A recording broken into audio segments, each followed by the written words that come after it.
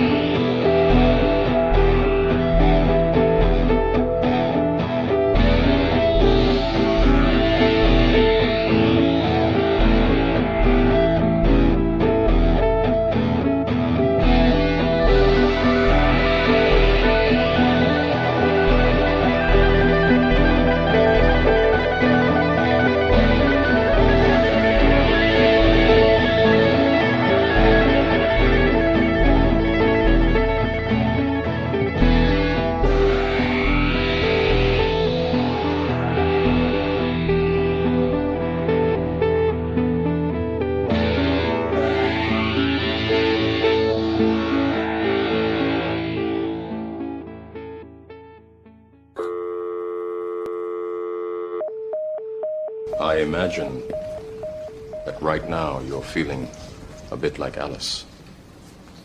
Tumbling down the rabbit hole? You could say that. I can see it in your eyes. You have the look of a man who accepts what he sees because he's expecting to wake up.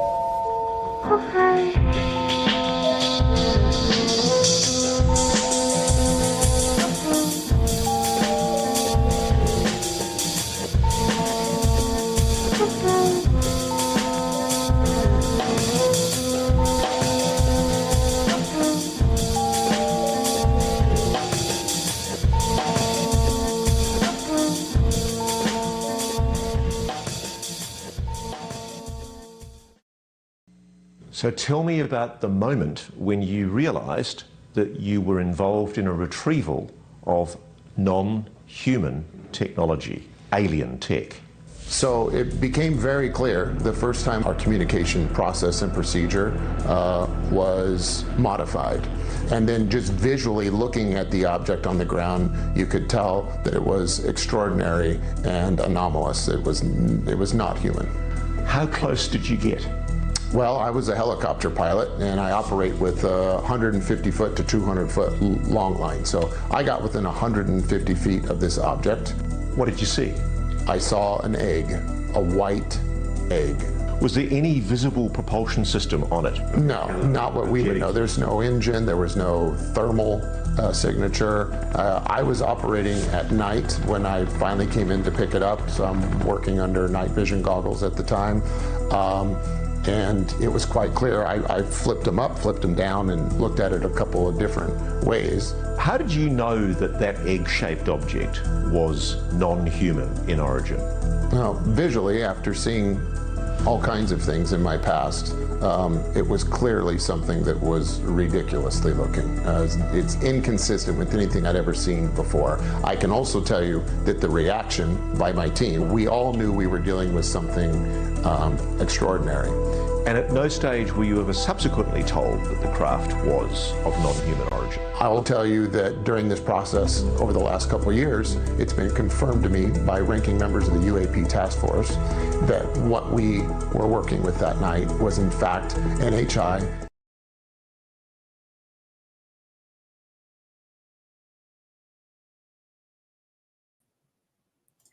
Here we are. With a slight delay, welcome to Team Rabbit Hole Edition 305 with Samuel Farrand. Welcome, Samuel. Hello, thank you. Welcome. Sam Farrand up in the house. I've been trying to get you on for a hot minute. I'm a fan. Obviously, I've even got your art as a tapestry. Let me read this little blip. We'll pull some cards and then we'll start geeking out. So, Cool. Artist, designer, mystic, Aquarius. He's productive with the graphics and helping to push the species forward. Join the team as we get to know the creative force behind tetramode.com. Sam, we all pull cards here because magic is what's up. I actually pulled the 10 of Cups. So, nice. And it even kind of syncs up with the background there, this crazy thing. So if people don't know, Cups are about emotions, 10's about completion. So this is about crafting your legacy. He's out here doing it. Ultimate contentedness, creating long-lasting bonds with those you call fam. Your soul fam for sure. For a few astrological reasons I could get into later. But that's what I got. Raphael, what you rocking?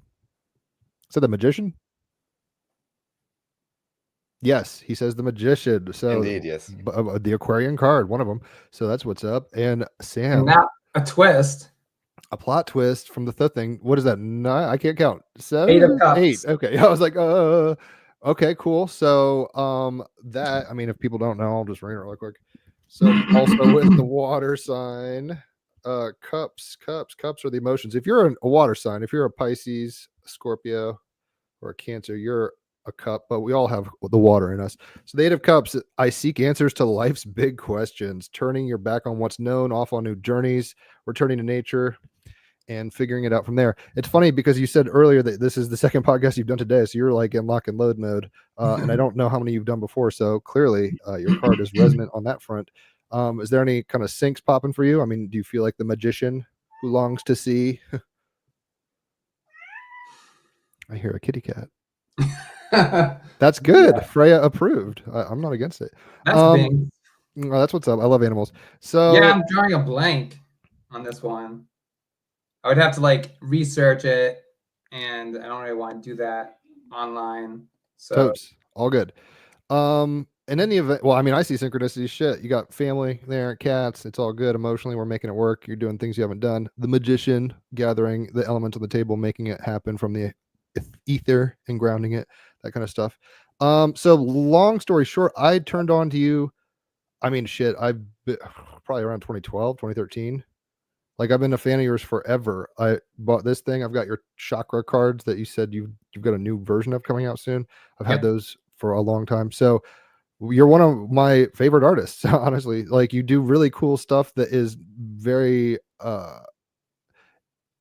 I don't even, it's like grounded hyper real. I don't even know how I would describe it. How do you describe your art? Start there. Let's just start with your art. Yeah. The question I can never answer. The ineffable. It's like I try to fuse a lot of, it's like, okay, so, you know, with it being digital art, I try to find a way to kind of create the organic aspect. And like the way I do that is I try to kind of create things based upon like Fibonacci scale. Like values will be also based off of Fibonacci numbers, so that it kind of has like that organic code embedded. That's why I was kind of saying grounded earlier, because it doesn't feel Yeah. so spun out that it's just like, oh, this is unrelatable. It feels like there's a method behind the madness that we can relate to that's beyond just a digital format. Like it has this kind of human, dare I say, or nature-based quality. Now you're telling us the Fibonacci's up in there. Yeah. All right. I mean, I just kind of want to get a little about your background. You don't have to, tell us about what your grades were in high school or anything, but you grew up, I thinking on the East Coast, and Yep. when did you start getting into art? Were you always into design? That kind of stuff. I grew up in New Hampshire, and I kind of got into art back in 1998 after my first acid trip. I went to my first rave, and the experience was so profound that I said to myself, like, I need to recreate these realms so that people can, kind of have that relic like after the trip, or have that reminder afterwards. And so that's kind of like how I started creating art digitally, was just kind of recreating these experiences.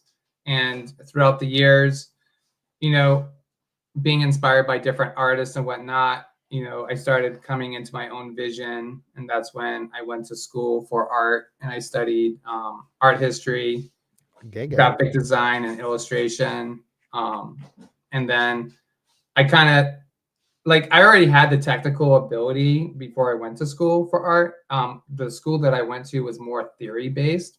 And so I was able to kind of take a lot of art principles and theories and graphic design principles and, apply that to my technical skill that I had learned.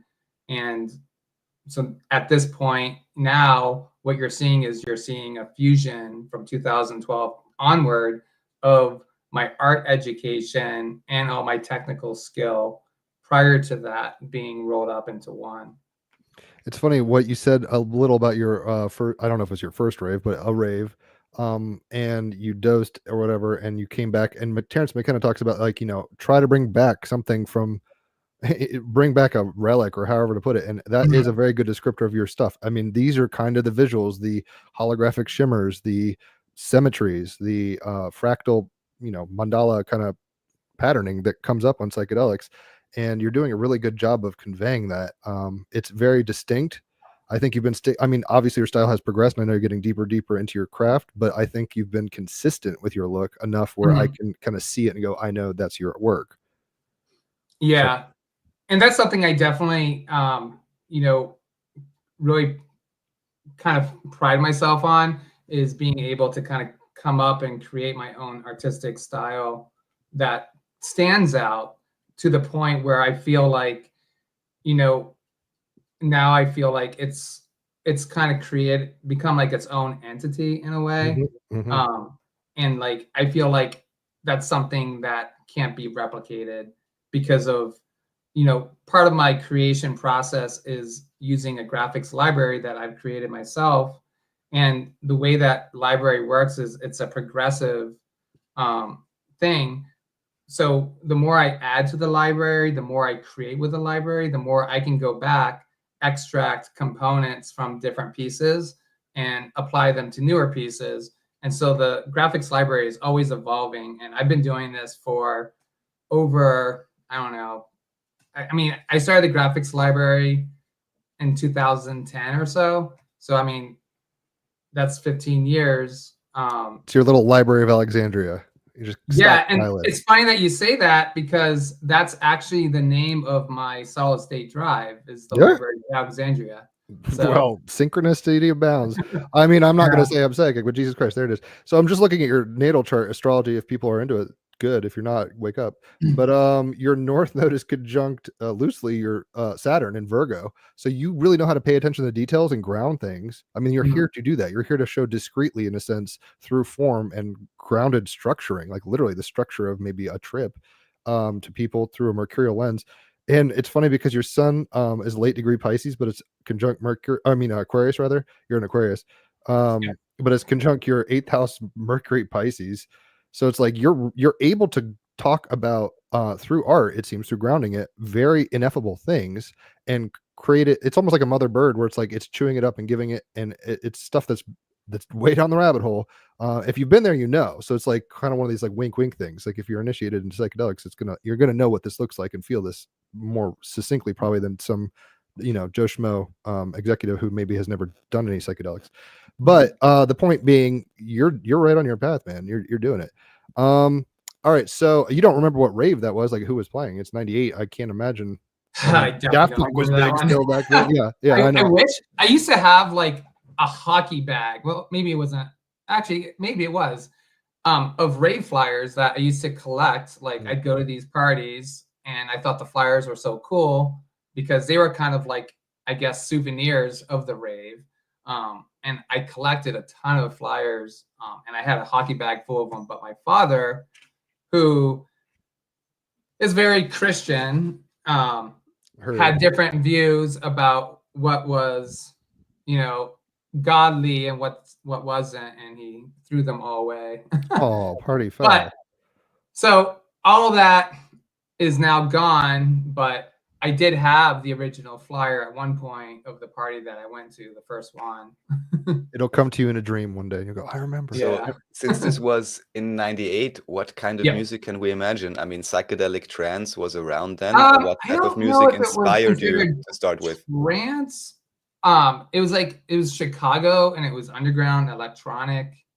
Like at the time, I wasn't even into like acid electronic house music. Yeah. Like I was into Grateful Dead and Fish at the time, so like electronic music in 1998 was a very new thing for me. I didn't really pay that much attention to it, and I think it was kind of like a phase where it kind of came into my life for a few years, but then I kind of went back to my jam band hippie roots, but then kind of came back full circle again in 2009, where I got into the psytrance community. And you got spangled, essentially. It was Peking Goddess Collective, which was a Swiss psytrance producer. Never heard of it. I'll have to scope it. Yeah, really cool stuff. It was like a combination of like jam band, but also like psytrance. So it was, I guess it was kind of Spangle, but it wasn't. Okay, less hard maybe. I didn't actually hear about Spangle until maybe a few years after I discovered them. But yeah, it's just kind of funny how like, I started off in like the Fish and Dead community, but then kind of moved out of it into the electronic community. And now you're straddling both worlds. You still have a heart for the rock and roll, but of course, yeah. It's funny because I've only seen Spangle once up in Denver and Red Rocks when they did I think he opened for the Disco Biscuits, and I was not on psychedelics, but it was like sleeting and there was lasers, and it was just like one of those moments where it's like, this is trippy as fuck. I wish I was high. This is so surreal. So it sounds like you were raised Christian, probably. I don't want to. Yeah. How? So when did you start individuating? I mean, I'm not against that particularly, but I'm just like, how did you start doing your own philosophy or worldviews and stuff like that? When did that happen? After I moved out. Right. Billy Joel. I'm moving out. I'm gonna figure it out on my own. I was in the Navy for a year and a half after high school. I got out on a medical discharge. That's where I went to raves.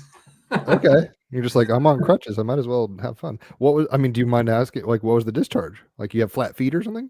No, I had, God, what the heck's that called? Degenerative disc disease, which is basically bulged discs in the lower back. They're just like, you can't serve America, so furlough. Well, they were really bad. Oh, damn. Yeah. I actually was on crutches for 6 months. Holy shit. Yep. That's not good. Nope. Okay, so you were in the Navy. Yeah. Interesting. We had Leo King. He's a DJ. He was in the Navy as well. So it's like, and he's obviously into DJing and psychedelic. I don't know if he trips, but he definitely does rave house music. Anyway, it seems like a lot of people get into these situations where your life would be so different if you had not been discharged. Yeah. Let's put it that way. Yeah.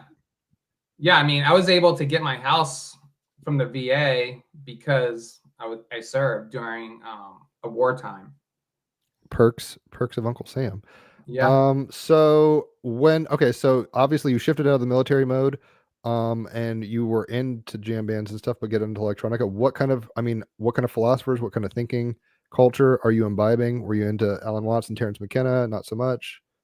Like presently? No, I'm trying to just trace your like etymology In general, or history. Yeah. Hinduism, Okay. I think, had the biggest impact on me, the earliest. You know, learning about the chakras as like, these potential like governing centers responsible for, the way you kind of approach life, I thought was really empowering. That you kind of had that, like, if you understood what those centers were, then you can kind of take control of your life in a more meaningful way or whatnot. So it kind of felt, it was very different than what I was taught growing up as a Christian, whereas like you have to serve someone, whereas like Hinduism kind of brought that you have to, like, you serve yourself inwardly, whereas you're serving something externally, so to speak. Right. And It's so funny. Hinduism had a huge impact on me. And then, just about 4 years ago, I started dabbling into the esoteric, where I kind of got into paganism. And that has kind of, you can kind of almost see it in my art too, where there's a point where there's no pagan concepts at all, and then all of a sudden there are pagan concepts like start to appear, like I think in like 2022 or something like that. I started doing some pagan specific pieces, and like, so a lot of my spirituality is rooted in Hinduism. Is there a specific aspect of that, like the Brahma thing, or like Ganesh? Or what are you resonating with? Like, it's no long answer. I mean, it just makes sense. Like nothing in particular. I just see it as a whole. It's something that I resonate with. It just, like, I don't know, the message just really speaks to me. Right. It's funny because earlier you were kind of saying how antithetical Christianity is to Hinduism, and I'm not going to disagree with that. But it's weird because like concepts like Brahma, you're in the mind of God kind of thing. Then you've got like whatever things like Ezekiel, where it's like there's wheels within wheels, and in my Father's house are many mansions. I think there's an esoteric bent that's possible within Judeo-Christianity, but because of its monotheistic kind of embeddedness in the petri dish that it grew up in, it has so much baggage just inherently with the cultural lensing it had. Whereas it seems Hinduism is more like you're in the imagination, even with I forget the story's name, the guy who's a warrior, and he's talking to Shiva, and he's like, I don't want to kill those guys, I'm woke now, and he's like, you're a warrior, do your thing. I can't remember his name, but anyway, it seems like it's more of like an orgy of imagination. It's like anything goes. Like if you like this energy, you go for it. Like it's all kind of with acceptable. And then Arjuna, there you go. Yeah, thank you, Raphael. And then like Buddhism and stuff, Zen Buddhism is more like you're in the matrix. It's not it's like focusing on like escaping the party more or less. Versus like, so but it's funny to me, at least, because it seems you can draw from these wisdom cultures at any level, and what you need you can't miss. So drinking all the Kool-Aid, maybe not for everybody, but there's something in all these schools of thought that can blossom your imagination and stuff. I know Raphael used to be, or I don't know if he still is, but he used to have a tapestry of Ganesh. So I'm not so aware of the Hindu pantheon or dynamics, but fascinating stuff, and it's old as fuck too. So obviously there's some momentum behind it, at least in terms of an egregore kind of based reality. I mean, if it's, who knows what true is, right? It's like, is there a blue guy named Shiva running around? I don't know, but at some level, it seems like the egregore, that's like a magical term for people who don't know. This kind of like, why do people believe in Santa? Why is there a spirit of Santa Claus? Because enough people believe in it, it becomes real at some level. Anyway, I digress. So Hinduism is a big thing, and you were saying you got into paganism. Was there one kind of an event, or are you just tapping into your roots, or? It's just something that kind of came into my life at the time, and really resonated. I guess, like, I think maybe what it was is like, maybe I was a little too far, like, into the clouds with all the other thoughts, and I think paganism kind of brought me back down to earth a little bit, to kind of like access like the pagan, like the the more grounding The elements aspects of spirituality, right? And so now I'm just kind of finding myself in this place where it's like, okay, I have that contact above, I have that contact below. Now I need to kind of bring that energy like into my heart center and just kind of work that into my life now and let that kind of radiate outward. North Node, Virgo, second house, practical, grounded, embodied philosophy. I mean, it makes sense. Yeah. So those are. I mean, we're talking about your beliefs and stuff. What kind of? You said you were into maybe I misheard you. Graphic design or animation or something like that. Yeah. So when I was in art school, I studied graphic design. What turned you on to that? Were you like, oh, yeah. So I wanted a career. So, okay. One of my side hobbies is that I collect antiques. I have a ton of them. And so when I went to art school, I studied art history because I actually wanted to be a museum curator, or be a research assistant for Christie's or Sotheby's, in their department. I was kind of thinking more practical though, and thinking along the terms of like, okay, those might be really hard jobs to acquire. I need to have a backup plan. And so I thought long and hard. It's like, okay, maybe graphic design would be a good backup plan because, no matter how advanced we become as a civilization, there's always going to be a need for advertising these new achievements and advancements. So that's what kind of swayed me into getting a degree in graphic design. It just so happened that my art career took off because my professor saw my art and enjoyed it so much that he put it in a senior art show, even though I wasn't a senior. And that kind of inspired me to kind of explore the whole artistic path more so. So what I was able to do is kind of take, my education from graphic design, apply it to art, which is what you kind of get when you have illustration. Illustration is kind of like a combination of fine art and graphic design combined. So I was able to kind of create like this unique hybrid of art that kind of followed design principles, but also followed fine art principles at the same time.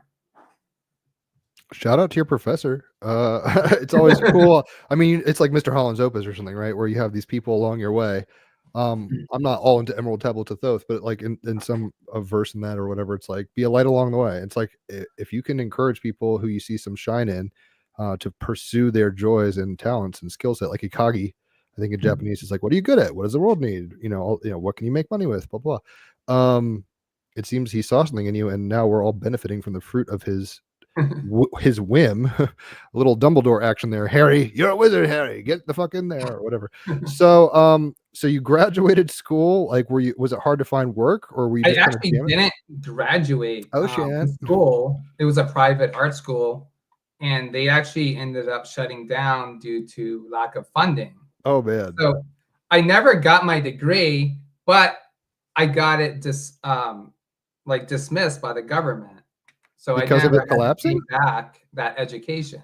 That's what's up. Ground score. It's like, oh yeah, I'll take that. Not my intention, but yeah. So I never actually got a degree in what I was studying, but it's like I already knew enough where it's like I didn't need a degree because I had to work to kind of back up what I was saying. Right. So I've been doing the whole graphic design art gig since about 2011. That's a hot minute. I mean, over a decade. Yeah, it's been challenging, but I mean, it's been rewarding at the same time. It's funny because what you're kind of describing, it's like I was good at karate, and then I went to the dojo, and before they could give me my white belt or whatever, it burned down. But I learned all the skills, so I'm cool, or whatever. I mean, I can just keep asking random questions. Rafa, do you have anything on your percolator? Well, I would like to know, so the video you showed at the beginning, or we showed at the beginning with your animated art, which looks dope. So actually 2 questions. First, you talk about graphic design and, well, marketing. Is it possible at all that some of your art, well, either inspired some other brands, maybe you even have some inside baseball, and or that some of your art is shown on certain festivals? Because, I mean, we can understand if we see even remotely similar things in altered state, it is reasonable to assume that people maybe would come up with kinds of similar patternings and similar art styles to a certain extent. But do you know, like, are you collaborating with someone? Do you know, like, for example, if in Europe your art is known or shown at festivals? Because when I look at all the images, I showed some of them earlier, I can show them again. It reminded me of some things I've seen at festivals, basically some art or some designs for clothing and so on. So I'm just curious what your status is on that. Well, I definitely have a worldwide audience. I sell internationally. I get international customers weekly. And so, I mean, if there's anything out in Europe that resembles my art, it could be fans representing it in Germany or whatever. Yeah, we're there. Yeah, the I forget what it's called. It's funny because I've used your. I mean, I make a lot of posts on Facebook. That's why Team Rabbit Hole's a fucking thing at some level. But that is what's behind me. It's in the tapestry mode. If you guys want to know how it looks, it's big and beautiful and comfortable. It's one of those things you could go lay down on. It's not just like ratty. It's really nice material. I've been using your images for posts and tagging them with quotes and making kind of hyper sigils for a long time, like over a decade maybe now, right? So. Like I said, I'm a huge fan. I think you tap into stuff that, and I'm glad it's international. That makes total sense. This is art speaks in a language that's beyond the vernacular in a cultural sense. It's like this is tapping into deeper stuff. I don't know if Rafael was asking this specifically. Do you have like, I mean, do you collaborate with people? Do you have people that are jocking your style? I mean, that's a weird way to put it. So, or basically also if you have like shops, because I know certain brands, they literally have like shops at festivals which are even branded with like your tents. name or something like that. That's kind of what I'm asking about. So I had a bad experience in about 2012, 2014, collaborating with people, not paying me, you know, taking my designs and kind of claiming it as their brand, not really getting the recognition and credit. And so I actually backed off from collaborating with anyone for a good while, just recently. And I think like the reason why I was doing that is because I was trying to kind of reestablish myself as my own entity. And so just recently I kind of reopened that door where I am now taking collaborations and working with other brands. Like I was working with Threda up until last year. And then, you know, I have another collaboration that's in the works right now with a, you may have heard of them. They're called Color Imagery. They have like these. They have like these LED light wands that kind of react with your art, type of thing. I just started working with them, and it's like my collaborations now are not necessarily commercial based; they're more artistic based. And so, Raphael, what you were talking about that animation that you were showing everyone, that's a new collaboration that I'm working with Matthew Childers of Digital Introspect. I think I'm friends with him on Facebook. His name sounds familiar. Yep. He's definitely part of the community. Really cool guy. But we got commissioned to create my artwork so that each layer can be moved using hand gestures. And we're going to be installing those on huge, like 100-inch screens at Burning Man that's going to have a temple kind of built around it. and people can walk up to these like these mirrors, I guess, so to speak, and control the art using their hand gestures and their body movement. You're gonna And get a lot of so- new fans with that. Yeah. You're like, I'm never the same. I touched the walls and I did what I wanted. It was so cool because at the beginning it was showing so many, like you just said, layers and layers, and I was like, it's like a jellyfish or something. Mm-hmm. Yeah, and Matthew Childers' digital introspect is actually, I've had a lot of people come up to me and ask, like, hey, I want to animate your work. But my work is very technical. I mean, it has hundreds, sometimes thousands of layers on them. They have masks, they have gradients. They're very complex. And of all the people that's ever approached me to say, hey, I want to animate your work, Digital Introspect is the only person that has been able to pull it off. Word, shout out Matthew Childers. Yeah. No, that'll be cool. I've never been to Burning Man. Raphael, did you go? I feel like you did, but maybe I didn't. No. I haven't been to Burning Man, but there's, I mean, maybe you're familiar, Samuel, the largest, I guess they call it tribal gathering or something festival in Europe is Ozora or Boom. Yep. I've eventually been to both, so it's Cool. not the same as Burning Man, and I'm not sure if I would necessarily want to be completely in the desert, completely cut off from everything, but yeah, it's certainly an experience. Yeah. And what I just have to ask briefly, because I'm checking out your site right now, and I see these things, of course, which I like because you have many use cases for them, like you can put them on your head too. What are the materials that you're using here?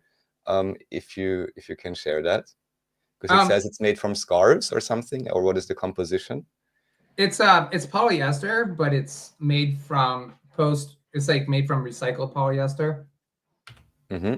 All right. So it has dominantly, it's more so polyester, but it has like a little bit of like, I think, a cotton blend too, because it's breathable. It doesn't feel plasticky like most polyester. It has like a cotton feel to it.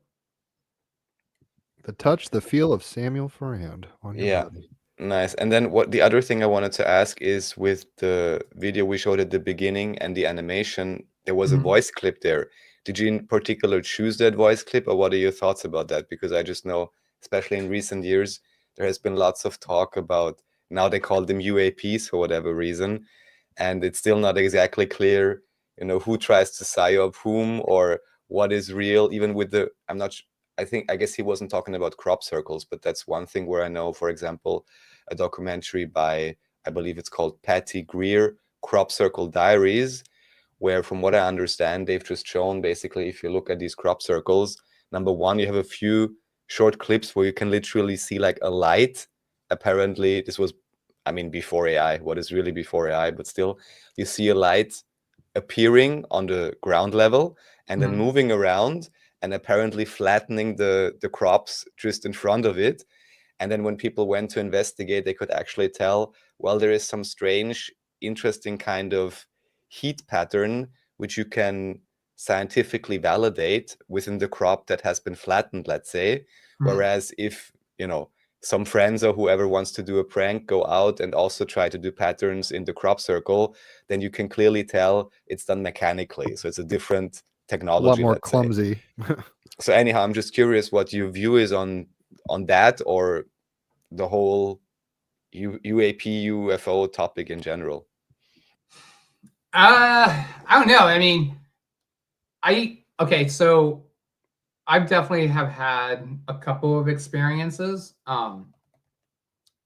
where I definitely have encountered something that is not technologically of this world. Can you describe that experience briefly? Yeah. So it was during COVID.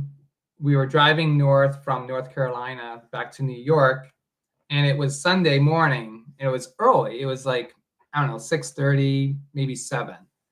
And we were just driving along the road, and I looked over and I thought what was drones in the sky, 2 drones. I thought they were these play drones that maybe was remote controlled by kids playing. But then it dawned on me that, wait a minute, it's Sunday. It's like 6:37 in the morning. Like, there ain't no kids out there playing. It's a Radio Shack drone. rave. Like, And why? then they glided like across the sky in complete like unison, and then just shot up vertically. And by the time I realized what the heck I was looking at, like I mean, I saw it go straight up into the sky and disappear. I tried to get a picture of it, but I realized too late what I had actually seen. But that was probably the most convincing thing I've ever seen. It was in daylight. Usually you see them at nighttime.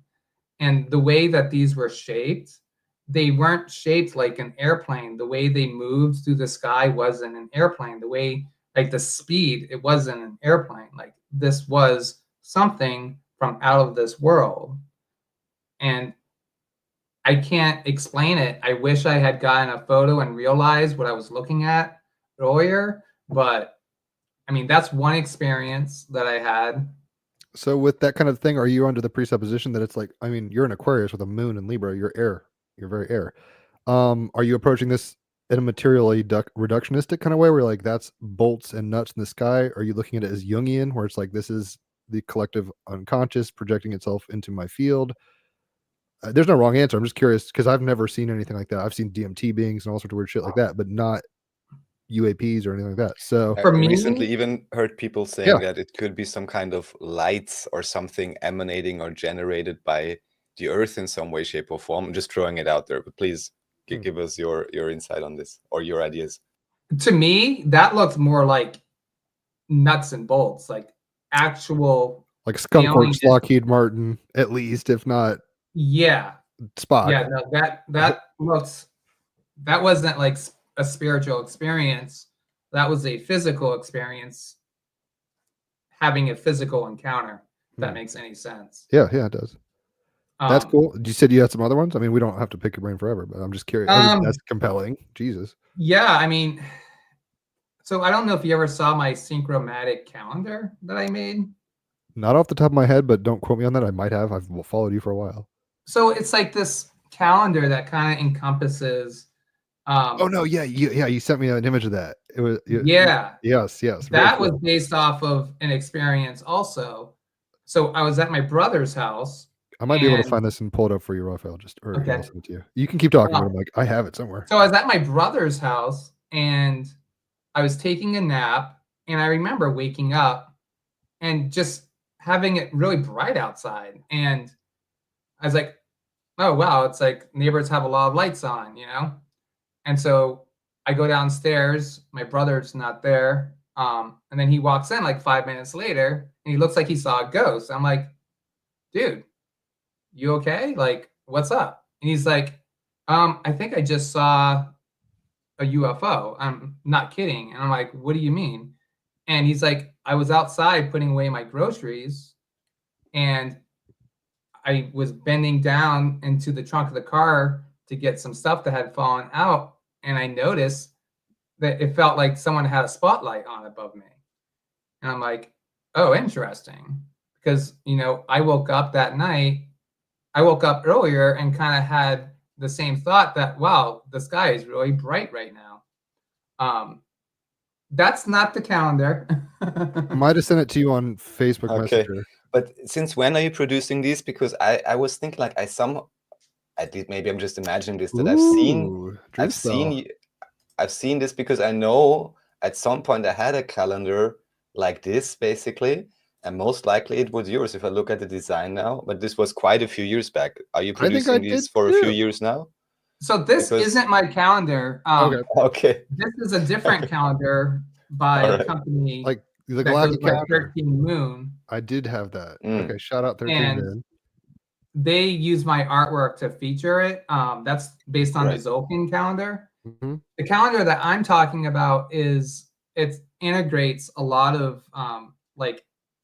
Open your Messenger, Raphael. I sent it to you there. I couldn't operate. Let me see if I can. It's like I mean, he might get it faster, but yeah, it looks like a. I mean, it's like a mandala. Real quick and send it to you, just so we can be on the same page. Are you into Mayan astrology at all, or no? Yes. What are you? That's why I work with these people. Okay. Do you know what your dream spell thing is? Yeah, it's White Solar Wizard. White Solar Wizard. I'm a red rhythmic serpent, which I have always laughed at because that sounds so pornographic. It's like, what? It's like, okay, I'm not hitting on y'all, trust me. Raphael, do you know yours off the top of your head? White resonant, not daybreaker, but how they call it, something world bridger, right? World Bridger. All right, yeah, it's a beautiful Venusian calendar. Like, it makes a lot of sense on a lot of levels. It's one we've had a few people on the podcast who are into it and like astrologers of the dream spell, but it's not something I've gone so balls deep with. I'm more into Western astrology personally. I'm trying to fill time while they geek out and try to figure this image. Okay, I think you sent it to me. It looks almost like a insanely complicated lock. Yeah. So the night that I had that alien experience, or the experience my brother had with the UFOs, that's the same exact night that I had this idea to create like this calendar that kind of incorporates a bunch of different systems as one interlocking calendar that can be modified by adding like different sectors to it. And so that's the image that I made because of that encounter that I had that night. The download is the evidence. Yes. It's got moon cycles. I mean, tell us kind of what's going on here, because you've sent it to me before, and I think it's beautiful and very cogent, very Mercury. Not Mercury. I mean, Mercury in 8th house, but very North Node in Virgo of you, and Saturn in Virgo. This is very meticulous. Mary Poppins approved. Yeah. So I tried to kind of base everything along a 360-degree arc. And so, I have the zodiac. I use the zodiac as like the main frame point of reference. And then I kind of just integrated, I guess I'll go from the inner to the outer. I have the chakras, like the way I was able. So it's like, the root chakra is all about grounding and whatnot. And so I,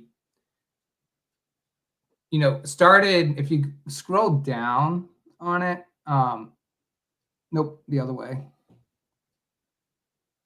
Oh, okay, I got you. It's like, scroll down. Yeah, so if you see the elemental and like you see like Maven here, like I kind of feel like that's like the point where, elementally speaking, that's when like a new year begins, because of like the way the elements work together. Like I feel like that's kind of like the birth of the year. And so whereas like Maven is like a very grounding energy, I kind of associated the root chakra to that, and then kind of built it going around. And so I just like kind of went online and gathered up all these references. We got runes up in there. Yeah. What's Maven? I've never heard that. It's the pagan term for autumn. Okay. Well, shit. Goose, cats out of the bag. I'm not a hardcore pagan. Like I've never. Yeah, like the symbol that's with that looks like the letter M with a cross up at the top. That circle is all based upon the pagan Sabbath. Okay, so like Samhain and all that kind of jazz. Yep, Samhain is to the right. Gotcha. It's funny because I'm Scotch Irish Cherokee and some stuff. I should be more into the European mythology. I just haven't tapped into it too much. But this is integrated. I mean, this is one of the things I like about human design and Gene Keys. We've had Richard Broad on here, the Gene Key creator. Certain systems really do synthesize deeply many wisdoms, because everything, as Lauryn Hill would say, everything is everything. So in a sense, it's like we're just kind of trying to see which part of the elephant are we touching here. And there's a rhythm to that. And I do appreciate that you've gone to the lengths with a download nonetheless on a UFO kind of sighting to do this. Is this like for sale, or is this it's just kind of like a concept that I created. But if you scroll down the other way, keep going. Let's see. Okay, stop right there. All right. So do you see that line from the center that kind of crosses through? Yeah, it's like a descendant line. I made this calendar because I wanted to kind of gauge, like, okay, if people, like, I guess, like, if certain sectors kind of cross into each other at their peak or whatnot, the more things that are in alignment, I feel the spiritual energy and activity for the globe is at a more higher and expansive state. And so, like, it kind of measures like energetic activity globally by incorporating all the systems. And so you can see that each one is like the numbers. Scroll down a little bit. Like, you can see like where it's like March 2nd. Gregorian. Like, yeah. So, you can see how it kind of crosses over into some of these sectors. And I feel like the more this line crosses over into more sectors, the more energetically potent that day is for, like, manifestation, meditation, or whatnot. Like, I feel like those are like really opportune times to kind of access that energy. Makes total sense. I mean, I know the ancient sites have been aligned to solstices and equinoxes and stuff like that. Even in New York City, I think, in San Francisco, like, there's certain days of the year, if you just go in the street, you're going to see the sun, on the full, or the solar, not eclipse. What am I trying to say? Like the solstice.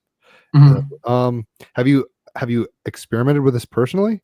Is this like hyper theoretical, or have you been like, all right, on this day I did this magic and it worked the best, and that day it didn't? It's kind of like I said, this was kind of just created as like a concept. I have kind of, used it as a divination tool in a way. And I was able to kind of experiment on a couple people with it. And they said that, actually, your forecast is pretty right on. And I'm like, interesting. Validation's always good. It's like, yeah, the other monkeys say yes. Okay. So you got this download from the UFO thing. That's a great little relic, at least. I mean, one for the grandkids, I guess, right? But I don't know what it's purpose for, but yeah, no, it's cool nonetheless. I mean, I'm glad you're tinkering. In a sense, you're here to tinker. You're here to fuck around and find out. That's what you're an Aquarius with a goddamn North Node and Aquarius, Virgo conjunct Saturn. So it's like you're here to go in the laboratory and basically dissect things and try to find. I mean, I'm rambling here, but try to find, like, why does the monkey clapping its symbols Stephen King style? Why does it do that? You're opening the guts and trying to figure it out. You may or may not make a reproduction. You may or may not make a line of toys, but you're here to be like Crackatus Potts from fucking Chitty Chitty Bang Bang style.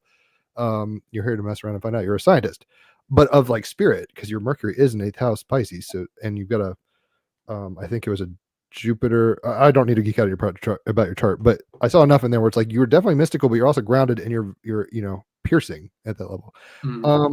So I'm trying to think of where we could take this. How is you have a question at the bottom. You can go on, of course, but this is craft. Oh yeah, it's a relevant question. Well, did you drive it? Of course you want to know, but did you draw it, especially if you have skills and aptitude in graphic design, or ever try to conceptualize it or something? I have, but it's just like, it's the side profile. So it's like the way it looks like is like, okay, if you take the classic UFO saucer disc shape and you slice it in half, like that's what the shape kind of looks like. Okay, so bisected vertically down the middle. Okay. And then also dissect it horizontally as well. If there's a way I can do it on the computer real quick, I can show you. If you want, yeah, hell yeah. Have you ever seen Flight of the Navigator by any chance? Fire up here. Sam, have you ever seen the movie Flight of the Navigator? Yes. Yeah, I mean, what you're saying sounds like that, where it's like it's kind of spherical, but not really, and it's pointed. Actually, that thing is shape shifted like crazy. Let's see. It's got one of my favorite lines from a movie in it, where the kid is scared of his brother in the woods. He's like, "Get back, Jack! Get back, Jeff! I've got a gun." He's like an 8-year-old threatening his brother. It's just hilarious. Anyway, if you guys haven't seen Flight of the Navigator, it's like a top tier shit movie. I mean, there's good, bad movies. That's a classic. Yeah, Waterworld is one. Like, there's a few words like this is garbage, but this is so good. Let's see here. This is no judgment zone. This is just me. Oh yeah, no, not at all. This is random. Yeah. And it's a Mercury Venus conjunct retrograde, so it's like I'm surprised we're even able to do this. Let's see. And thanks for being willing. I would never have, if you were like, pick up the guitar and jam, I'd be like, okay. Yeah, I think it's cool we got a sneak peek, and also at least through this Tolkien calendar, I got the link because I was like, I think I've seen some of your art before. Like maybe I'm just dreaming, but it's in the dream spell, so it's good. Right. So it's not the best image. Do you know how to share your screen? I think so. I think it says present, but I could be wrong. I'm not a streamer. Yes, present. Then you can choose the application make sure your window. crypto keys aren't on the background. Yeah. I see the preview, so if you just share the particular window that you have, then it should be fine. Yeah, kind of like that. Oh, great. Here we are. Okay, very good. Oh, very good. I mean, that's kind of what I was thinking you were saying. Yeah. All right. So the cosmic wedge. Yeah. That's what you saw. So was it it moved vertically though? It just like floated up or like so it was like kind of gliding horizontally across at an angle along the horizon, and then it just shot straight up. So no Newtonian physics necessarily. It's like this is doing not normal things. No, I watched it. Like when I tried to get a photo, I realized, okay, I'm not getting a photo of this thing. I just kind of kept my eye on it and watched it disappear as it kept ascending. So wherever this thing was going, it was going beyond the Earth. That's what's up. And there was 2 of them. Dose. Okay. Hanging out in pairs. Raphael, have you seen any UFOs? I don't even know if I've asked you that before. No, not in this way. The one thing I saw once, but take it with a heap of salt, it just made me think of is I saw some strange lights, in the morning at a festival. And then for some reason, I mean, I really can't say, if I was just imagining this or not, but also like kind of something in the sky. And then it seemed to like, I couldn't necessarily discern the shape. And then it just appeared as if it was zipping into the sun.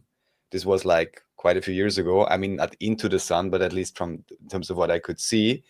And the funny thing for me then was, at least in that particular moment, then I was looking at the sun and I literally saw like an engraved symbol on the sun disk, basically. Yeah, so whatever that means. Blinded by the light. Kind of reminds me, actually, and this is why I'm not really saying it was like a legit encounter, because I was under the influence of mushrooms that night. But I was actually at a festival, and it was like 3 a.m, and we were just a bunch of festival goers just hanging out by a bunch of cars, talking and stuff.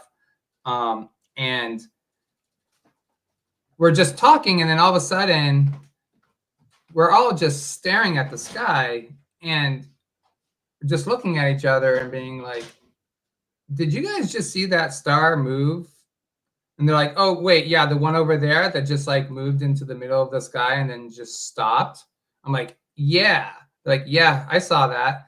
But I was so spun out at the time that I can't say whether or not, like, okay, was that influenced by something else, or if that was something that really happened and the other people I was with was on the same exact wavelength. I don't know. Right. But it was fascinating. Right. It's funny because I'm a Sun and Moon Gemini. You're a Aquarius with a Libra moon. Raphael's a Libra. So we're all air here. Air gang, unite. So we're going to try to parse things with our minds to a degree. And I just saw a recent Joe Rogan podcast that I highly recommend to everybody. The guy's name is Thomas Campbell. I'm not saying he's accurate or not. He's an atheist physicist who's basically trying to prove God and simulation theory and stuff. Very cool guy. Monroe Institute kind of dude. Anyway, he was talking at some point about how the intuition is like this root of all this data that we get. And then we kind of try to what you're doing with, and I'm not blaming you, it's like natural for especially air signs to try to understand what's going on and logicize and be like, what is it? Can I pin it down? Can I dissect it? And in a weird way, I mean, I don't know what your presuppositions are. It's like if you're on psychedelics, you're tuning into different frequencies. Not everything is just this internal like Van Gogh Starry Night tripped out thing, personal logical thing. especially I haven't done ayahuasca, but people who do certain drugs can get into states with other people and witness the same events. So it's like verifiable in a corporate sense, as opposed to just like you're in your own head, man, or whatever. Yeah. So I guess what I'm long-windedly kind of saying is there's more to the picture than meets the eye, right? But simultaneously, all you touch and all you see is all your life is going to be. So we have to like kind of pierce the mystery with our minds. So whatever you did see, you obviously saw with others, so it can be verified. But in terms of like taxonomizing it into a very particular, this is what it is. Like that's good luck. I mean, I don't even think scientists know how fucking magnetism works still or whatever. So it's like we can't figure it all out. Are you open? I mean, these happen kind of as drive-by experiences. Are you one to go do CE5, Dr. Stephen Greer, like summoning is a strong word, but like trying to make contact? Are you like into this, or are you just like, if it happens, it happens? I don't know if I am brave enough where I'd actually want contact. I think that would be like an incredibly like profound experience. Flash to Indiana Jones with the guy opening the Ark of the Covenant and face melting. It's like, yeah. I think like if it happens, if they visit and they intercede with me, like, okay, I accept it. I acknowledge it happened, but I don't think I am interested in going out of my way to bring it more into my life. Because I don't know what their intentions are. If it's like I mean, have you seen the movie Prometheus? Oh yeah, Ridley Scott's prequel to Aliens. If people don't know, it's really good. I like it. Yeah, it's like they were so obsessed with meeting the creator. They didn't put it in their heads that this could go south. Yeah. Yeah. Exactly. And that could very well be the case in this too. It's like, I don't know. It's like maybe if we are engineered and created by another life form and those are our creators, like, do we really want to meet them? I don't know. Me personally, I think I'm happy here in my home and my somewhat simple life. Right. The hyper surreal meet the teacher moment might be a lot. Yeah. I'm trying to think, like in Independence Day, that famous movie. It's also a good shit movie, I guess. There's people on the building being like, oh my gosh, take me. It's like we can be very naive. Maybe that's something we can talk about for a second. Magic and aliens and all sorts of stuff. It's one thing to have an open heart and an open mind, but it's another thing to be like you're saying, like there needs to be kind of this balance with like reasonability and like what's the word? Discernment. I mean, that's a weird word to use, but where I think Terrence McKenna said it's like, be open-minded, but don't be so open-minded that the wind blows through your head, in a sense. Yeah. Like not everything is possible, but this gets into presuppositions. In a sense, if we're in a quantum kind of dream, anything is possible, and then we have agreements and kind of like group gestalts of contracts, or however you want to put that make, we guess we're all breathing air. I guess this is gravity. I guess we all agree it. I'm rambling. Yeah, I don't know. I'm not. It's one of those things where every now and then I get more bold, where I'm like, I don't want to like go handshake an alien, but I'm like, I want to see something to make me to be inspired. Basically, I'm like, I want to think there's, I want to believe, that kind of thing, X-Files style. But I'm not all about trying to get probed or anything like that. But, it's like I'm good. So what? I mean, I know you've got a family. I think your daughter's coming home from school soon. How's being a dad and an artist? I mean, what's the responsibility? I know you feeding a cat, at least it sounds like. So like how are you juggling the mundane with being such a psychonautic visionary artist? I don't know. I mean, I think I'm doing pretty well with it. Right. Yeah, this isn't a report card. I'm just like, I mean, well, obviously looking at your website, you got your stuff together. What can I say? So that's clear. He's a pro. It's like when I was married, I was busy 24/7. Always going places, never home.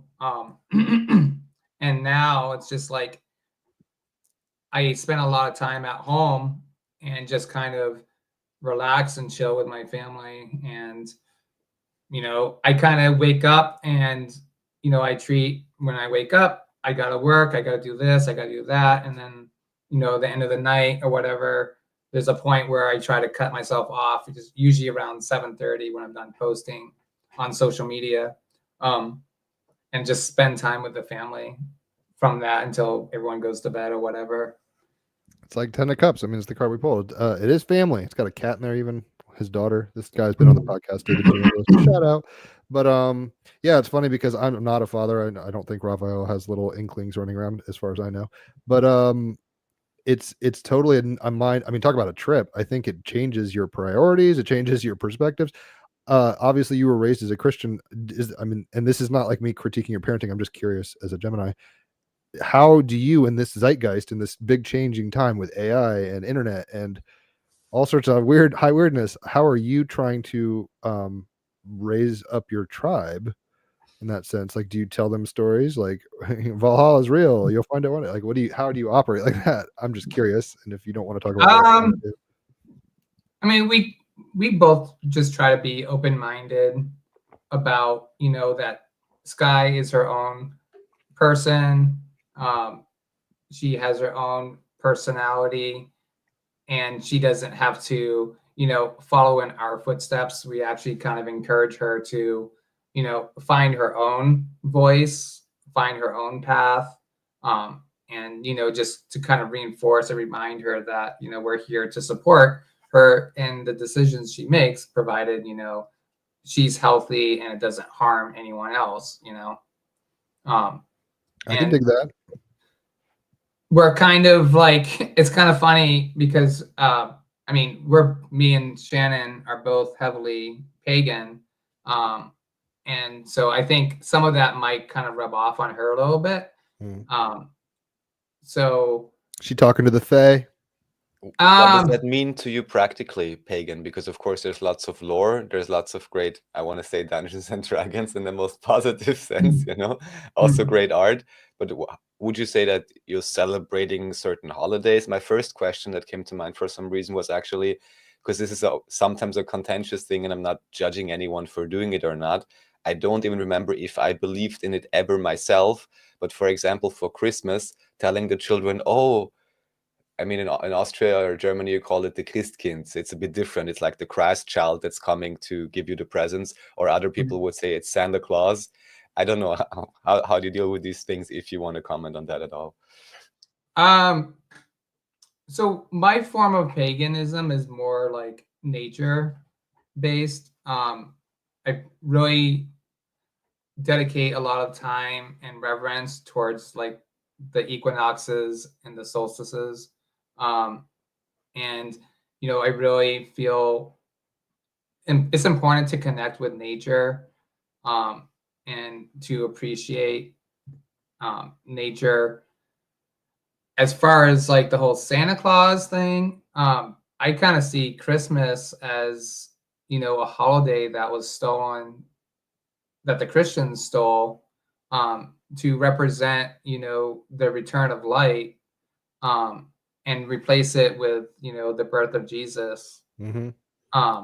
As Zeppelin says, the song remains the same. It's almost like ancient Egypt or Peru, where they have like these ancient ass things, and then things are built onto it, and it's like or like Rome is not Greece, but same but different. I'm not sure if they like sat there and like tried to steal it. I'm sure you've seen the movie Zeitgeist, where it's like all these mythologies exactly. All these mythologies lay on top of each other, and it just makes the magical mystery tour crazy, or in a weird way. So I mean, is there? I know we're kind of putting you on blast randomly. In a sense, I don't care. So if you said fuck off, I don't want to talk about this, we won't. But I'm like, is there a certain deity you're into? Like, oh, I love Thor, or the Valkyrie, or my Bay, or, you know, are you on that wave, or are you more like elementals and stuff like that? My DNA is predominantly Scandinavian, and my girlfriend's is Celtic. You guys got the North European card or whatever. You got the pass. Yeah. And so like I have some Scottish in me too. And so we both kind of resonate with Druidism, which is probably why we're so nature based. And then, you know, when it comes to Norse mythology, like I resonate more with the god Heimdall. He's kind of like the keeper of the world between Asgard and Midgard, which is the world of humans and the world of the gods. Is he like the bridge keeper in that movie? Yeah, the bridge keeper. Because I was like, I've never heard this guy. Yeah. And I actually made an art piece Oh snap! We're getting a little Dedicated to behind the him. scenes here. I can pull that up so that people Great. can see. You're gonna use a different image because then I'm just gonna remove the one that you have here. It's ironic you're talking about that movie. I mean, I've only seen it through Marvel. I'm not like so. Actually, Neil Gaiman's got a really good book on Norse mythology. I read. Yeah, that's a good one. I actually started reading that one. Kick it, dude. The whole thing. It's great. It's like light enough and chewable enough that it's digestible. It's not just like. Yeah, it's a good, easy read. Yeah. So let me do this. It's Hobbit level. It's not Silmarillion. Let's put it that way.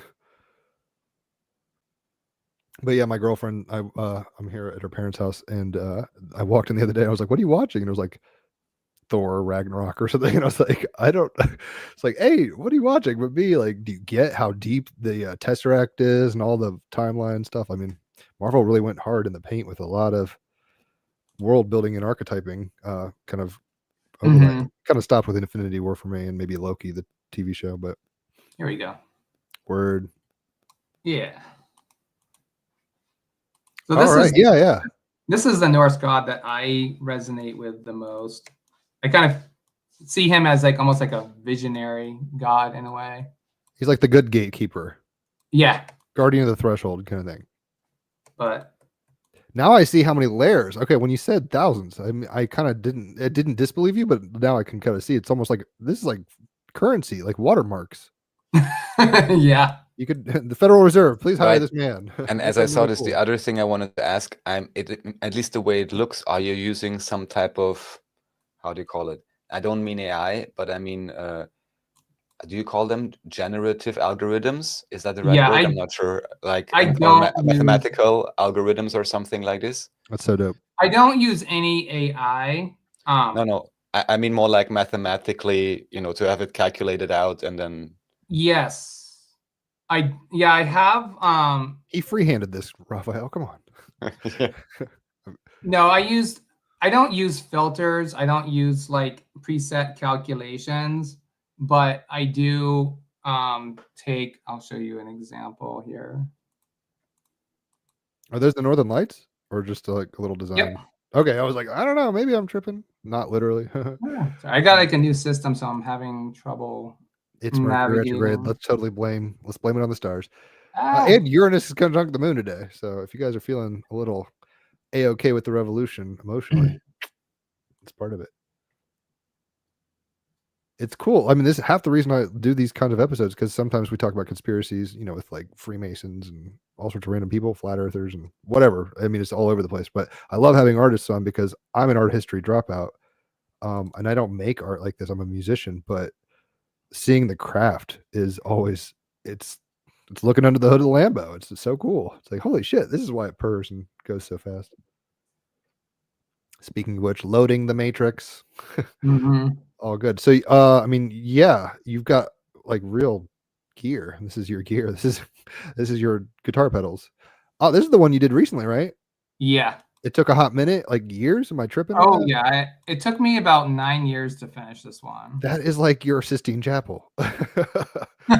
Maybe, yeah. I mean, just for the time thing. I mean, obviously, life happens, and maybe every day you weren't. It's a stalactite and it grows over time. But that's a lot of man hours. A lot. Well, it's like sometimes it's not that I worked on it continuously for 9 years. Just like every single day. Right. It's like tinkering. I have to have, for an art piece to be finished, in my mind, it has to have like a certain feel. It has to have a vibe. I have to resonate with it. And it took me 9 years to get to that point where I said to myself, okay, this is now done.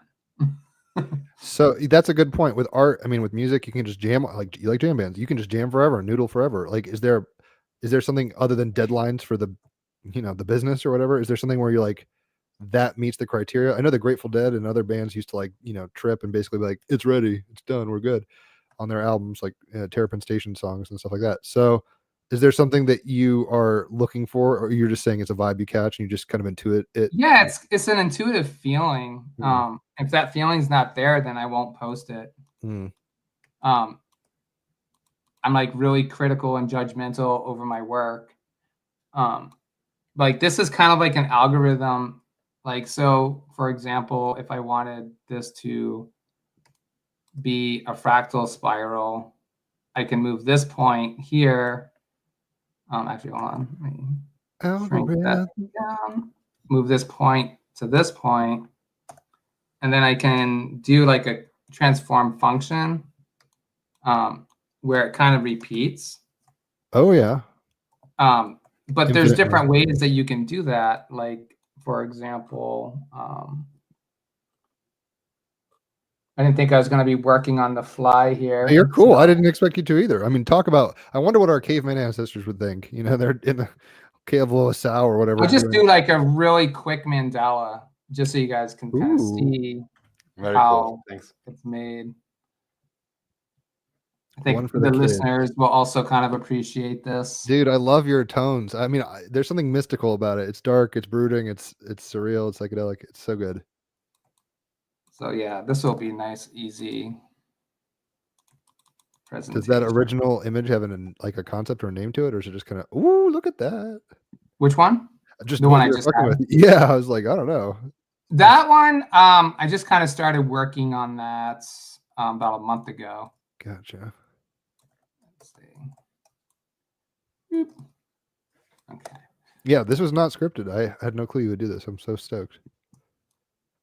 So like if you move this point here, you can rotate the objects around it. And so I can set that to say, let's not do 60 degrees. Let's do 42 degrees. 30. Okay, yeah. This will give a better appearance. So I can just kind of replicate that all the way around. Compress the layer. Oops. Technologic from Daft Punk is coming to mind. It's like, cut it, paste it, edit, all these things. I forget the word. Yeah. But this is what you're at, Technologic. And then I can take that. That's what's up. Make it 15 degrees up here. Has this made you more aware of numerology? Oh, yeah. Yeah, I was going to say, you probably see the patterns within the patterns pretty readily. That's beautiful. And then, yeah, that took me 30 seconds? Sorry, a minute. Yeah. That's great. But that's kind of like how I create my work, though, is I move that thing around where I can kind of position it and control the flow of it moving in an algorithmic way. I don't use AI or presets to do it. I just kind of map it out in my head. If you ever drop a rap album, you got to call it move that thing around. So like, for example, this is great. Yes. Fibonacciing out. And there's your conch. There's all sorts of things in that. But yeah. Have you ever seen that old Disney cartoon with Donald Duck, I think, showing kind of the golden ratio and things and like kind of the, it's almost like Manly P. Hall for kids. It's like, here, the golden ratios and everything. It makes it beautiful. If you haven't, I'll send it to you at some point. It's really interesting. Yeah, send it over. Oh, it's cool. It's like straight up like Disney propaganda, but like getting kids woke to like the golden ratio and Fibonacci's and stuff. What's it called, you say, Jim? Oh, if you just type in Donald Duck or Disney golden ratio, it should pop up. It's really good. It's like 15 minutes, but I mean, if there's latent kind of gnosis in you, it's going to wake you up to what you might already know, kind of thing. So what was this piece called? This piece is called, actually, I don't have a name for it yet. Right now, it's just called Eclipse. Okay. Because I actually finished that piece on the lunar eclipse that we just had. Right. Yes, I saw your post, and I'm very celebration. It's a celebration, bitches, because 9 years is a long time to tinker at it. Is this a what's it called? What's it called? When somebody commissions, is this a commission? Nope. This is just me just playing around, tinkering. But this is the. Do you do commissions? Oh, absolutely. I actually just branded.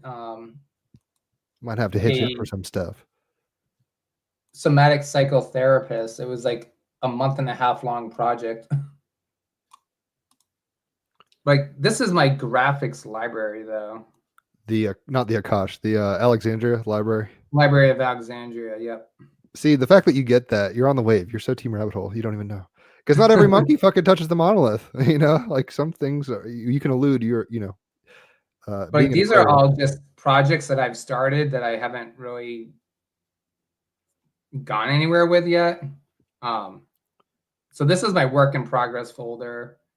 Over here is my graphics library. Whoops, not this Yeah, don't one. worry. Right now we can't see your screen anyways. I put it in the back Top again. secret, Area 50. The only video. Yeah. No. The only screen we have on is your Photoshop. I guess it is where you have the fractal on. Oh, So okay. that's the one you're showing. If you want to show something else, feel free, but you really don't have to. You know. Yeah, no pressure. Okay.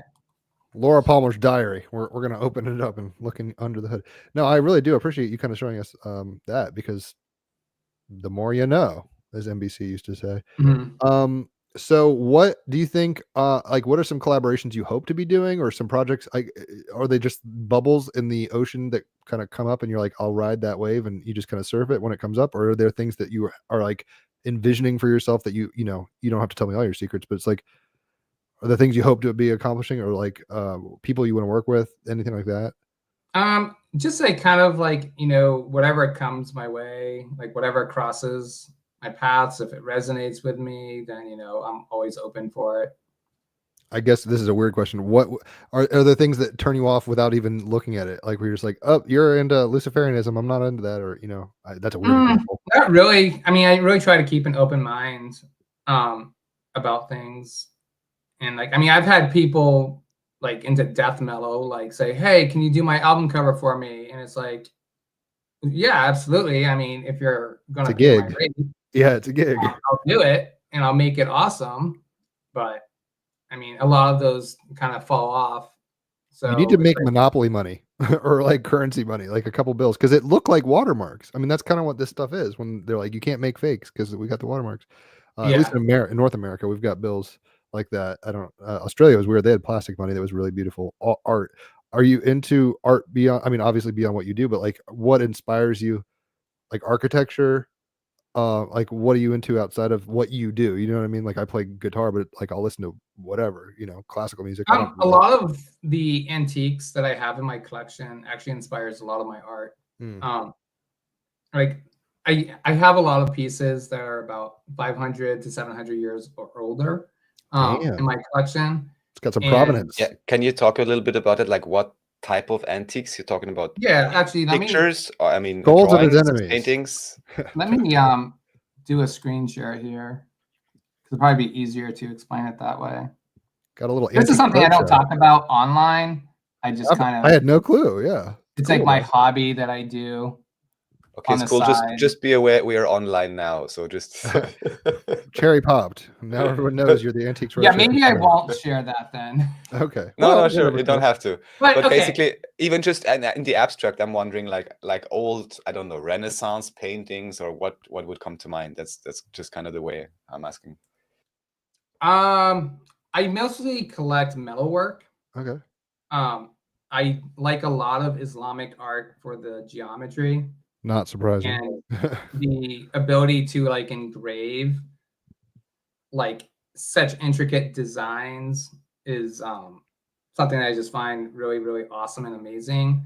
And I used to collect porcelain until I've had a couple parties where they got broken by rowdy friends. And so I stopped collecting porcelain and kind of went over to bronzes and brass and copper because those are pretty indestructible. Party hardy. Yeah. So I don't know. There's just something that I resonate with, like metal pieces and stuff. So that's kind of what I mostly collect is Islamic, Indian, but I also kind of dabble into tribal art. I have some pieces of Maori. I have Pueblo pieces. I have pieces from the Sami in Sweden. I do have a couple of Renaissance pieces but a lot of those are kind of like studying those like aesthetics so that I can apply them to my art in a more historical context. Like that's one thing I do a lot in my work that I don't think a lot of people see is that I research a lot of actual historical aesthetic when I'm emulating, like say, if I'm emulating something European, like the designs that you're going to see in there is going to mimic, or not necessarily mimic, but it's going to have Like resonate. that. Yeah, it's going to have that aesthetic that's tied to that era. And that's what I do in a lot of my work that's like historical based. So that brings up a point, and we don't have to wax long on this, but it's just kind of a cultural, it's political, but it's also philosophical. It's like cultural appropriation, which I don't give a shit about. Granted, I'm a white middle-aged man, but it seems like my theory has always been like we're all on the spinning rock jamming. So like when you look at Peru and look at Egypt, it's like clearly they're jamming on at different times on similar stuff. And I don't think personally when like hyper progressive people are like, oh my god, you don't wear dreadlocks, you white person, and all that stuff. It's like this is probably the oldest hairstyle there is, probably. In terms of ascribing aesthetic value from cultures, it seems like you have a real deep respect and an appreciation that's not just like it's respectful. I mean, it's the best way to put it. How do you feel? Maybe you have no feelings. I'm just curious. And Raphael, we've never even talked about this, about the idea of cultural appropriation. Do you think that's just this like pendulum to the left too far, where people are just too touchy about it? Yeah. Any thoughts? If you have no thoughts, that's cool too. I feel like if you're like like I guess Shipaboo, for example, I've seen like a huge resurgence of that being used as like a selling point on like Etsy for about any product that you can imagine. Just so people are aware, the Shipibo thing is like the Amazon kind of patterning for ayahuasca vibes, basically. Yeah, it's like, I mean, I use it in my work too, but it's not the main focal point of the work. It's kind of layered there as like a acknowledgement. I feel like if it's being done in a way where it's just flat out like trying to profit off of that art style with no original creativity of its own, I feel like you're kind of running into like an ethical territory there. But I feel like if you're using it as like to honor and kind of acknowledge, I think that's a beautiful thing, because then, if someone sees my artwork, for example, and they see like a Shipaboo pattern in there, even though I'm not native, I can be like, and they're, what, this is a cool pattern. What is that? It kind of opens that door to kind of allow like them to be heard or seen more than they would have, as long as you're giving credit back. I think when you're not giving credit back and you're just ripping them off for your own selfish gain or whatever, I think it's problematic. Not cool. Yeah. It's, well, especially in a postmodern kind of context, it's like everything is digestible to us, especially with the internet, right? And all this kind of stuff. So in a weird way, there's no way not to be influenced by things. Like we're not in isolation chambers. Like we're aware of ancient histories, debatable ancient histories or whatever. So yeah, I don't know. We don't have to talk about that forever. I was just kind of curious because I don't look at your stuff and go, oh my gosh, he's ripping off the Anasazi or anything like that, or Vikings. But I really do appreciate the fact now, especially that you vocalized such a thing, that you're doing research and trying to pay homage to at least a small degree in a respectful way. So I think the ancestors are clapping. I don't think, the people who might have a problem with that, that's their trip or whatever, where they're at. Yeah. Have you ever worked with shamanism or not shamanism, but shamans, or like, I think it's postmodern, like chaos magicians, like we kind of do our thing and we're basically doing it. You see what I mean? Like we're not doing lineages. We're kind of grab bagging. It's like, I have a dream catcher. I'm not, I have a little native blood, but it's like, I'm not native. So it's like, take the best and try to honor it. If you want to talk about that for a second, you can. If you don't, that's cool too. Yeah, I've never worked with anyone, but I'm kind of like what you were saying, chaos magic. It's kind of like, we kind of just do our own thing. That's kind of where I'm at also in my practice is, I research things, I look into it. If I like it and I resonate with it, then I integrate it into my practices. And I just kind of follow my intuition and just, if it resonates, then I'm all for it. But like, I'm not going to ascribe to something that I don't agree with. For example, like the flower of life, okay, that's something that I see throughout nature and all that stuff, but I don't ascribe to Metatron's cube.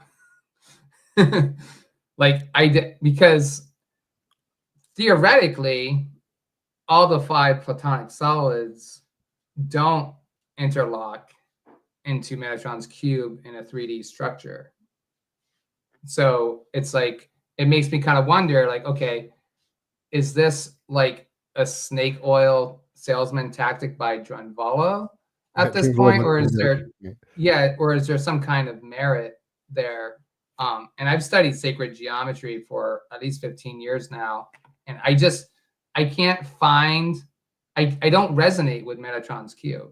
Sure. I resonate with Flower of Life, but I don't resonate with Metatron's cube because it doesn't work beautifully like all the other geometry works. Having worked with geometry in my art, like there's something about it that just doesn't click and it doesn't work with the Flower of Life grid.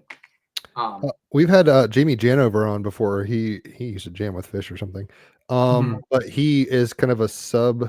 I don't think he's like the protege. I don't even know the right word. I know he works with Nassim Harriman, and I don't know. Are you aware of that kind of stuff? Yeah. Because when you talked about the Flower of Life, I remember seeing this distinct image where it's like, if you look at it from above and you're projecting light on it, it creates this image. But if you look at it in a certain way, it's 72 tetrahedral. I couldn't even tell you the geometry, but tetrahedral things. Yeah, these are rabbit holes. People should definitely check these things out. I mean, test the waters for yourself. Go to Baskin Robbins, taste the flavors. Not everybody's shoe is going to fit, but I feel you a little. I've heard really hardcore kind of theories on like, oh my gosh, Flower of Life is trapping the energy, and there's a Christic one, and you should look at this, and it just gets kind of political. Yeah, I mean, I'm like, I'll play with ideas, but I'm not like going to post a flag up in there and say this is what it is, because the Tao that you named isn't the Tao. It's like the Tao is bigger than this all the way or whatever. Anyway, if anyone's into sacred geometry, I just want to give a shout out to this guy on YouTube named George Leoniak. He's a mathematician, and he has studied sacred geometry at such a mathematical fundamental level that I almost kind of consider him like the father of geometry of our time. Like the stuff that he is discovering is amazing, and that's kind of like where I kind of get my theories on sacred geometry, is kind of born off of like the stuff that he has kind of introduced into the world. And he offers like a really unique perspective. He's not like one of those guys where like he's closed-minded about like possibilities. He's a very open-minded. So he's not dogmatic. Practical. What's that? He's not dogmatic. No, not at all. Very practical, forward-thinking individual, and like the way he just brings it to light. Yes, this guy. It's actually funny because here he's talking to Dan Winter, who also has quite a few interesting concepts, to say the least. We've had Dan Winters on. Dan Winter. I mean, that's starting to get into turf where it's like, this is above my pay grade, and if it's true, cool, but I don't know. So which is the guy in the top right? This dude that you're talking about? Okay, cool. Well, I'll have to check him out. Raphael's got him up, so I will definitely check that out later. George Leoniak. Okay, like Leo Leoniak. Okay. So I mean, there's a good example. Is he's about our age. I mean, you're a little older than me, but not much. So it seems like, I mean, Team Rabbit Hole, find the others. It seems like a lot of these people are starting to wake up to what's going on and then create the culture that they would prefer to see, like being the change instead of just falling in line with dogmatism. I mean, part of the Age of Aquarius or whatever is like initiating into a broader cultural lens that is shared. Postmodernism. I mean, it is what it is. So the fact that we can get influenced by people that are across the globe through the internet, talk about Age of Aquarius, we're here. So so he's one of your kind of, not mentor, I don't know if that's what you want to call it, but like kind of inspirations. I wouldn't say like I watch his videos all the time, but it's just like what I've watched. You dig what he's doing. Yeah, like what I've watched on his videos, like makes a lot of sense when it comes to like geometry, quantum energy, and stuff like that. And like he's even like shown some stuff, and then applied it to like quantum physics findings and stuff. So I just think he's really kind of tapping into something very interesting.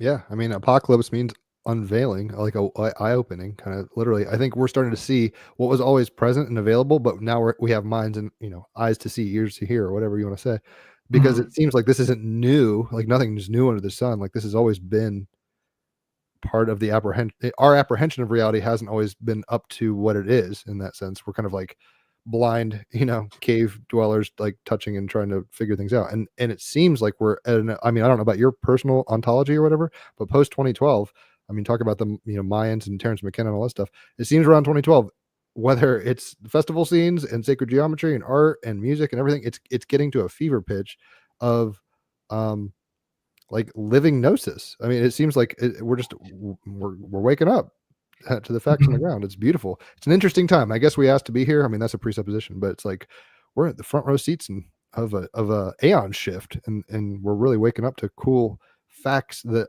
are just embedded in the nature of the Tao or the Matrix or however reality. Like the pyramids. And the what new about them? finding. Oh, you mean those pole things? Yeah. What are your That's thoughts on that? fascinating. Because I mean, I've seen people be like, "Hey, don't just run over to that." Like they're general scans. Who knows? Then other people are like, "This is." They're very big. They're like many, a few thousand feet big or whatever. So it's like deep architecture. If this is to be believed, I mean, yeah, I want to be not just so everything I see is real, but yeah, based off of some of these recent findings, it seems like there's more to the picture than meets the eye. Yeah. Have you done any research on that or no? Just what's been floating on the internet. Right. Yeah. Just the idea of it, though, if it was real, that'd be rad. That's a surreal thought. Yeah, digging way down. I don't even think the towers in Dubai even stand that tall. Correct, if that's to be believed. Like I said, Raphael, have you heard about these new findings on Egypt? Yes. Well, Thoughts? I'm a little skeptical. Is okay. Well, I have not looked deeply into it. I'm a bit wary of it also because I know Mr. Beast only recently made a huge video about the pyramids. And I'm also like, you guys really want to tell me you had no clue about this for, I don't know, 100 years officially or whatever, and just now it's coming out? Not saying that there aren't great... is new. LiDAR techniques. I don't think that's so new, really. But anyways, what my idea often is when things get so overly popularized, I do think reality is great and amazing and probably even greater and amazing than whatever is popularized. And often the popular things seem to be some type of a diversion or distraction. But I haven't looked into this in detail yet. There'll be more information forthcoming about it, I'm sure. So before we close out, what I'd like to show you, and thank you for showing us George Leoniak, interesting stuff. And as you spoke about Islamic patterns, I immediately remembered that a few years ago I met Daniel Cage. I'm not sure if you're familiar with him. Even here on the first side, he has the Fibonacci spirals, because I only knew that back then he did workshops on basic Islamic patterns and how to draw them and how to understand them. And now I'm looking at his website, and surprise, he actually is like a metal sculptor, let's say, metallurgist, doing metal work, and has quite some interesting things where I thought like maybe you're interested in checking it out. For example, this looks pretty cool. Cool. So yeah, actually transforming it into 3D art, and like here you also have a pendant like as a light installation or something like that. So yeah, anyhow, but here you have again this correlation, just like you said, Islamic patterns with actual metal work, or what did you say, engravings, the ones that you're most interested in. Right, but anyhow, this intersection is here. And then, of course, before we close out, we're going to show your site again. Anything new or particular you would like to point out that's happening on your site that people should definitely see? There's a sale. Of course, there's a sale, yeah. Spring sale. I did a release on stickers last week. Those are dope. That was a new thing, but that was a pre-order thing only. If you go over to the homepage, they're really good stickers. Right there. Yeah, if you click that. I just released the second edition. which are those top 5 that you see there. The ones below that are sold out. That's the newest edition, but I do have a new product coming out tomorrow that I think a lot of people are really going to be excited about. What is it? It's basically a meditation pod is what I'm calling it. Okay. I can show you an example actually. It's like a big object you get into? No, it's like a meditation cushion, but Okay, I'm calling it a meditation pod. Let's see. I'll just say my last thoughts for here while we're wrapping up. While you're looking for that, guys, he is Team Rabbit Hole as fuck. Clearly, he's been doing the work. He's moving and shaking, making moves. So definitely check out his stuff. But this is what finding the others looks like, right? Like everyone's out there doing their thing. You just find the frequencies, follow your bliss, and you'll find little happy accidents along the way. I'm so glad and stoked you came on here, Sam.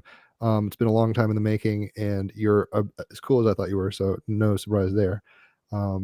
But yeah, I'm hopefully going to, I don't know. We didn't talk about AI art and all sorts of stuff. So there's lots of little things we could geek out on another point. If you ever want to come back here, yeah, that'd be awesome. The door is always open. Cool. Yeah. I don't think we can wrap it up in one session. I mean, no, that's the song never ends. The song that never ends. The rabbit hole don't stop, y'all. Yep. Yeah. I can't, for some reason, Mercury. It's all good. So tomorrow there's a release. Check out his website. It will pop up there tomorrow. So be there, be square. Not Metatron's Cube Square, but whatevs. Yeah. Any parting thoughts on your end? Any, sentiments or whatever? Obviously there's nothing. It's been fun. That's what's up. Well, I'm glad you came on. Yeah, Raphael. Thank you so much for joining. Really fascinating to see your stuff. Very cool. Thank you. Also good to know how to reconnect it back. And yeah, because like I said, I've seen these things before and not only Jim's tapestry. So your stuff is going around, that's for sure. And now maybe some more people have seen it and now they know who actually made it. So that's great. And I'm wishing you all the best. And thank you very much for joining. And of course, thanks everyone listening and everyone in chat. And yeah, that's it from my side. Thank you so much. All right, guys. Take it easy. Awesome. All right. Thank you. Thank you.